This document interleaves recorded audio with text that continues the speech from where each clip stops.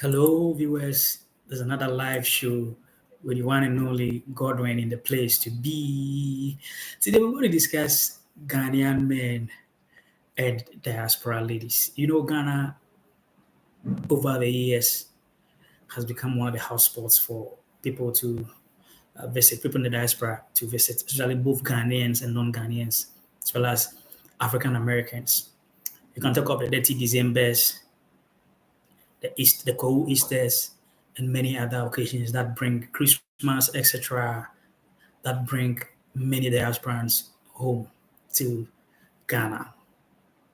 There's even another festive season this very Monday, and I know by now some of the diasporans are in town. But one always would like to find out why some men in Ghana crave for these ladies. I'm sure if you are a Ghanaian guy and a lady from a diaspora comes across you, you're not going to let her go. You're definitely going to propose to her or something. In a conversation last night with some people I met in a pub, we discussed how Ghanaian men would not let chances go when they happen to meet diaspora ladies. We discussed that of ladies too later, but now let's focus on the men. So have you ever wondered why somebody like me and many other Ghanaian guys would love to date a lady from the diaspora? Is it about love? Is it about money or the opportunity to get papers to travel abroad? Let's discuss this issue into details. Right. Is it easy to jump into conclusion? The truth is beyond complex. I think some people might say that these diaspora ladies are coming from abroad, so they have money. Some others also believe that love really exists. There's always been the conception that these ladies are very attractive. I don't know, because of the weather or wherever they live or all that. There has been a lot of issues. Yesterday in the conversation we're having, one guy came out and said for him, it is the opportunity to travel because these girls have, some of them have nationalities in Europe and America and Asia, wherever they live. So for him per se, he is going for the opportunity to travel. Now let's look at the economic stability and financial security of the aspirant women. These are ladies or women working in Europe and America. And there's this misconception that if you work or live in abroad, then you have a lot of money. So where there's that burger syndrome, right? You see, they often come down with foreign currency and all that. Some of these ladies even own homes, properties, businesses in Ghana. So if you come across one of these such girls or such ladies, are you going to let them pass by? You see, people also have that perception that these ladies have better opportunities and they are perceived to be wealthy people. But do Ghanaian men go in for the wealth or for love? You see, this is a very interesting topic that we're going to be talking about. You see, in fact, let's be frank. Getting into a relationship with a diaspora lady, especially when you are broke, is an opportunity to improve one's life and even affecting your families as well. Even access to having the best of accommodation. Like I said, some of these women have built houses here in Ghana, etc. Those who have not even built houses even come and rent top of the range apartment, top of the range, I mean, city studios and all that, Airbnbs, lodge in big time guest houses and all that. You see, so one issue here is that the opportunities are more beyond just love because it can bridge the economic gaps of individual Ghanaian men. But should we say that the Ghanaian men gold diggers?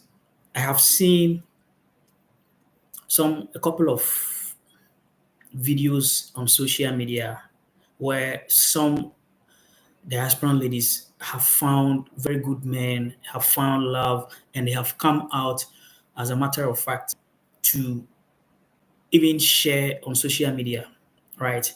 They have come to share on social media how grateful they are and how happy they are coming home to meet the loves of their lives. There was one particular African American lady who found love in Ghana, traveled with a guy to the States, and the guy has been able to make it more than the lady, about 10 times what the lady was making. So I think the issue of gold diggers should be taken out of the scene. But the point is that is when these ladies also calm down, they need guys who have time for them. Because if you're a professional and you are working, you wouldn't have time to. Most of this they come to Ghana to come and have time to come and relax, etc. They come on holidays. If you are working in a corporate setting, you wouldn't have the time to take these ladies around town to tourist attractions, to the Cape Coast, the Limenes, to the Northern region, and many other places, Volta region, and many other places. So you would need someone who have time for such a person, right? And normally there are some guys at home probably who doesn't have maybe good jobs, etc., and have the time. And since you are coming with some kind of foreign currency or you're coming with some kind of wealth from abroad, and there's that perception, like I told you, that if you are coming from outside, it's believed you are well to do, you are okay because of the opportunities that are abound in Europe and America and the rest. So when you get your hands on some of these guys, they don't have not that they are gold diggers. These guys are not gold diggers. They aren't gold diggers, but some of them just that don't have. So if you go to a restaurant or a pub with any of these guys or any other place, they are expecting you to pay because it is believed or they believe that you have the financial resources. So Ghanaian men per se are not gold diggers when it comes to dating diasporans. There are a lot of case stories and case studies and real world scenarios that has disproved this.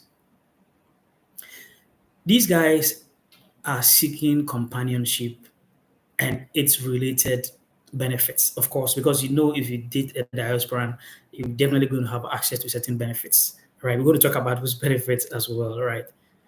But you see, mostly these guys that have time for these ladies don't have enough. And like I said, that burger effect, there's something we call burger. A burger is someone coming from abroad who have lived abroad for long and coming down. So if you are a diaspora and you're coming down, you are seen as a burger. And what these burgers used to do in Ghana in the olden days, in the 80s, is that when they come down, they spend money. They try to show to Ghanaians that they are, worthy. So that perception has been there since the 80s, in the 1980s. The burger effect, the 70s and the 80s, the burger effect is still there. So, and when they come, they will even allow you to spend, even if you have money on you and you go out into a pub or a bar with a person, right? They will not allow you to spend. They are willing to spend because of that burger effect. They want to show that they are coming from a place where there are opportunities. They're coming from a place where they are earning good, they are earning more. You see, so there are a lot of diaspora ladies that have had this. But then for those who normally come, there was one lady who also came on social media talking about the fact that our men here, some of our men here are gold diggers. He met one guy, and the guy wanted him to buy everything, her to buy everything for him, and took advantage and all that. Probably there are some few people out there who would love to suck on you or get something from you, but the gold digger thing is not something that is very common.